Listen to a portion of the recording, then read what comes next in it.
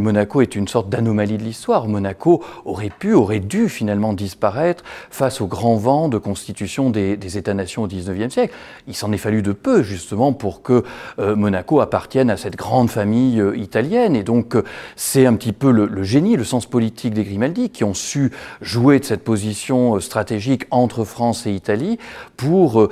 tirer leur épingle du jeu et évidemment que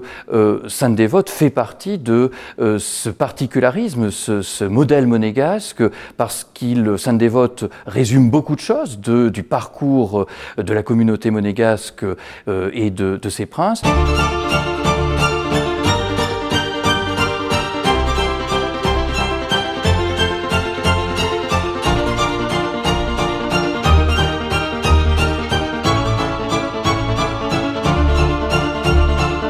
Au cœur du sanctorat des Monégasques, il y avait Saint-Nicolas, puisque le vocable de l'antique église paroissiale du Rocher était Saint-Nicolas.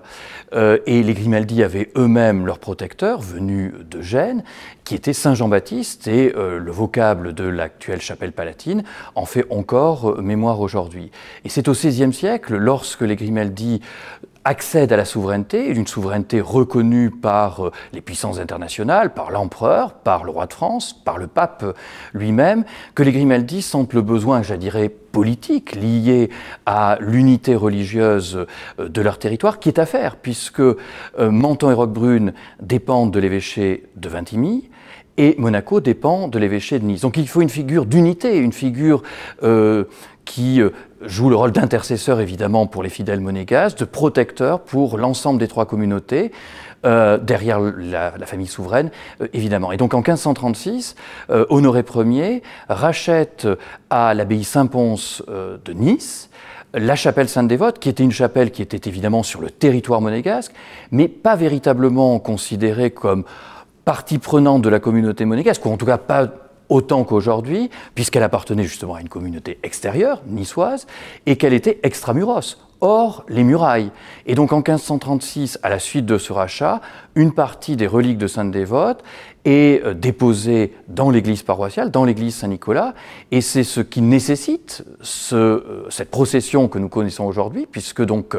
à chaque Sainte-Dévote, on ressort du rocher les reliques de Sainte-Dévote pour les amener jusqu'à la chapelle où avait été inhumée la sainte, évidemment, après son martyre en Corse. Alors, le culte de Sainte-Dévote est documenté à Monaco à partir de l'époque moderne, c'est-à-dire à partir du XVIIe siècle. C'est le journal du curé Paquiero, du curé donc de l'église paroissiale de Monaco, de l'église Saint-Nicolas, qui nous fait part des feux de joie qui sont allumés la veille de la Sainte-Dévote sur la place du Palais. Donc il y a évidemment un écart avec le rituel que l'on connaît aujourd'hui. Le lien entre les Grimaldi et la chrétienté a toujours été fort. Ils appartenaient à Gênes au parti guelfe, donc c'est-à-dire partisans de la suprématie pontificale en Europe face à l'empereur germanique. Et par conséquent, lorsqu'ils ont développé une monarchie à l'échelle de Monaco, un certain nombre d'attributs étaient nécessaires. Et chaque famille souveraine a besoin évidemment d'un saint protecteur, d'un saint intercesseur, et qui en même temps unifie ses peuples, unifie ses fidèles, qui sont en même temps les sujets du prince. Il y a évidemment, et aujourd'hui le statut particulier de l'Église, de Concordat, fait encore mémoire de ce lien consubstantiel entre l'Église catholique, entre la chrétienté et les Grimaldi, les princes de Monaco. Alors le culte rendu à Sainte-Dévote, tel que nous le connaissons aujourd'hui, se construit, je dirais, par sédimentation successive, et c'est à la fin du XIXe siècle que l'embrasement de la barque que nous connaissons aujourd'hui se trouve fixé en quelque sorte. Cet embrasement est l'héritier de ces feux de joie qui étaient allumés, que l'on connaît encore aujourd'hui pour la Saint-Jean, par exemple, évidemment,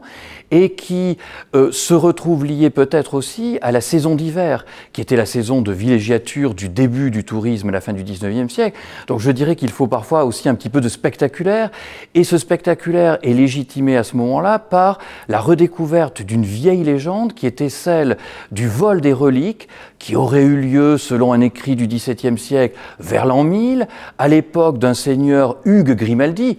c'est totalement évidemment fabuleux, puisqu'on sait très bien que les Grimaldi arrivent à Monaco qu'en 1297, et on aurait brûlé la barque de ce pêcheur, de ce voleur de reliques, Antinope, hein, selon ce texte qui est donné par la généalogie des Grimaldi, publiée par Charles de Venasque en 1647. Et donc c'est un petit peu peut-être ce besoin de spectaculaire et cette vieille légende qui a forgé donc cette tradition de brûler cette barque d'une sainte qui est évidemment venue par la mer. Il y a évidemment aussi, comme Sainte Réparate, comme Saint-Tropez, on retrouve un certain nombre de points communs qui est lié à ces saints venus de la mer en Méditerranée. Alors c'est sous le règne du prince Louis II, qui d'ailleurs a commencé à assister lui-même à ces cérémonies de la Sainte Dévote, que le cadre, donc vers 1924, le prince Louis II accède au trône en 1922, que le déroulement que l'on connaît aujourd'hui s'est mis en place. Le prince Louis II était très attaché aux traditions chrétiennes en particulier, et donc il a voulu donner certainement à Sainte Dévote, au culte de Sainte Dévote, un nouveau développement, d'autant plus peut-être après le règne de son père, le prince Albert Ier, que l'on connaît plus attaché au progrès, à la science, et peut-être plus détaché du clergé et de la foi sous son règne.